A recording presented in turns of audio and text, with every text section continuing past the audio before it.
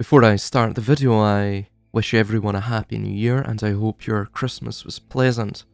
Unfortunately, prior to my going away across the Christmas period, I unfortunately contracted a little infection and my voice had completely gone, which of course made recording videos a total impossibility.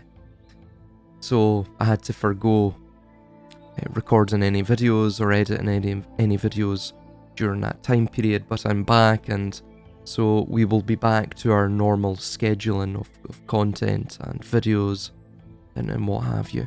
Before we start this video, if you could like, comment, share, subscribe, it helps immensely.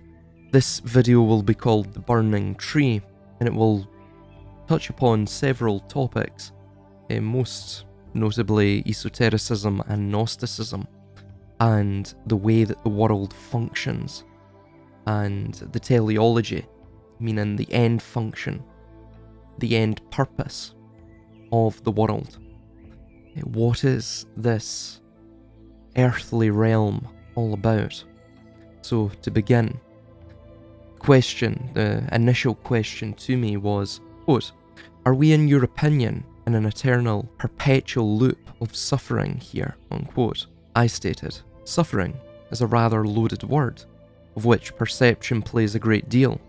However, chaos is at the crux of the world, with periodic dissolution leading to renewal. Evolution itself, us understanding the place in which we live and striving to reconnect with that principle of the source or theosis, is only done through the dissolution of unlearning and the arduous task of gaining experiential knowledge. Indeed, this is required to sublimate and transmute our base essence into something far more robust than merely the sum of its parts. This, in short, uses that fire of chaos at the heart of reality for the benefit of the hidden essence that resides in us all, the spirit. Suffering makes the destination worth the journey. Starvation makes all food taste as sweet and nourishing as divine ambrosia, and the desert makes appetencies for the oasis. The contrast pours and sets the foundation of meaning, and definitions are born of opposition. All that is a determinate must thus be the product of negation. Succinctly put, there is a certain cosmic determinism to this all, and I shall delve into that shortly. The next question goes, quote, "We are not creators, Silas, so we will continue to be energetic servants to keep this parasite of creation and destruction going," unquote. No, we are not creators of this reality, but we are co-creators or instruments of the creation itself. We act within the greater will of the laws that both confine us and empower us with the ability to act within this reality. In this sense, we are akin to psychic projections of the fragmented unconscious of God, like we also do in our own dreams amidst the abyssal canvas of our unconscious. We craft characters that seem distinct from us. We project them, yet in waking retrospect, they are but projections of a specific part of our psychic potential, our unconscious. To cut to the chase, yes, this world is one in which we are not the sole creators in our totality, but this world will not end by some small part of this specific generation seeking to cease procreating, or even by mass sterilization of the entire species. The issue is that we are in this position because the Godhead, the first principle and autonomous prima causa of this reality, has either involuted or entrapped himself in this fragmentary and fractalized form, perhaps to know itself, or he is a slumbering dreamer and is involuntarily establishing this reality by the protuberance of his unconscious.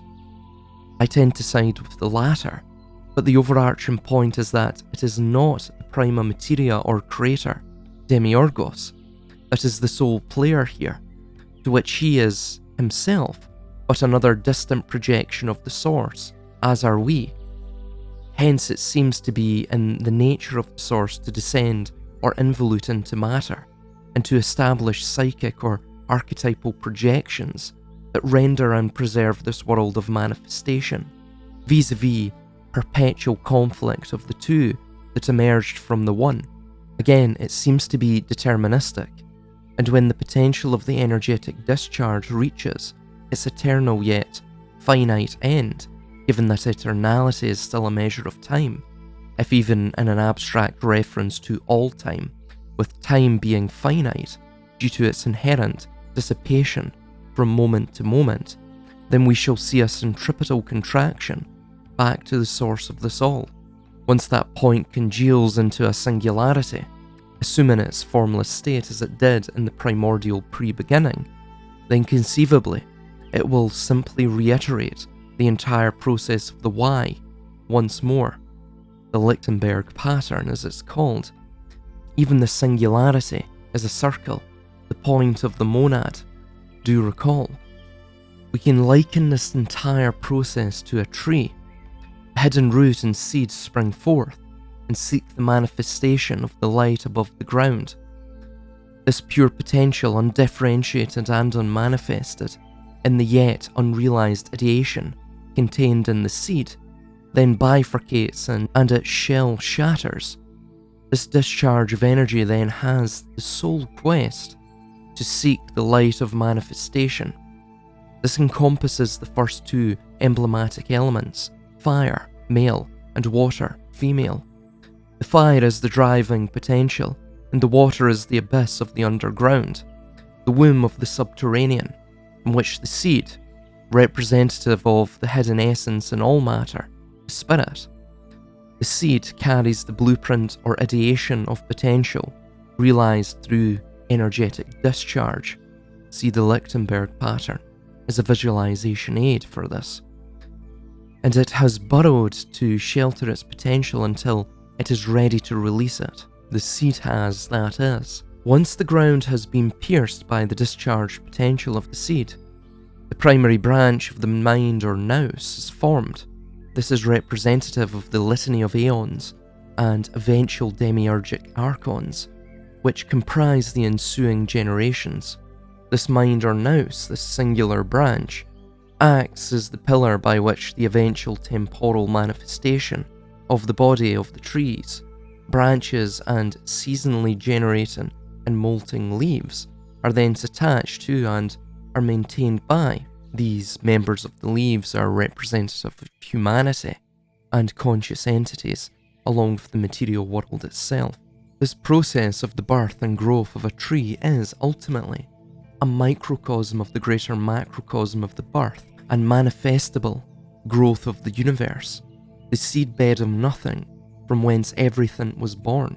The preceding processes of its growth are also a microcosmic reflection of the greater macrocosm, as stated, for the Y or Lichtenberg pattern of chaos, leading to structure, conveys itself through the branch reaching an upper limit of growth, whereupon it bifurcates in that growth, then maintains its course along these newly formed bifurcated paths.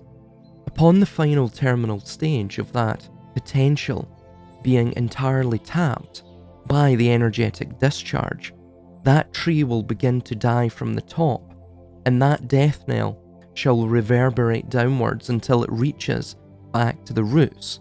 It literally contracts. This is but a reflection of the centripetal contraction I was speaking of previously, at the end of time, so to speak.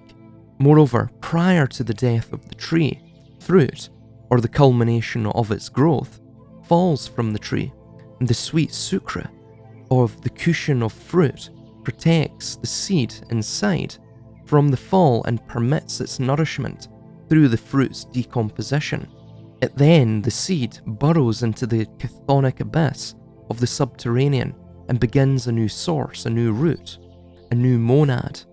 In this manner, these cycles are infinite because they are permutations of a grand and ineffable primordial unconscious.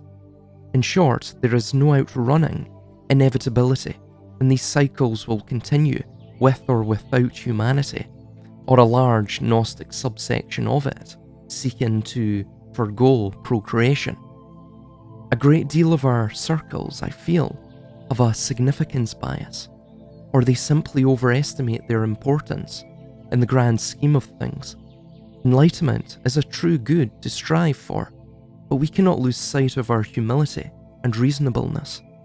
Metaphors should be a tool to aid in our understanding, and they should certainly not become some literalist overlay for reality.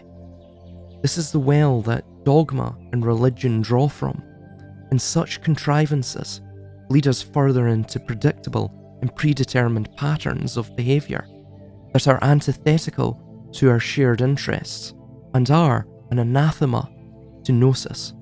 Indeed, though there are terrestrial wannabe demiurges and an archetypal egregore that acts and projects itself through them, these are what we know as the Child of Chaos, Yaldabaoth, or the Demiurgos, that seeks to digitize man and nature through sheer obnoxiousness mixed with permanent desperation to attempt to regulate and manipulate the cycles of time.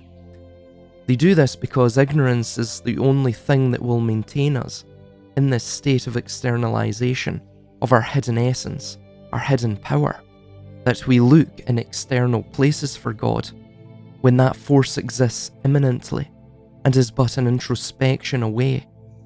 It is that which walks with us always through the valley of the shadow of death. If we but discover it, we need not fear any evil, for it is the true power and the glory. Amen. Amen.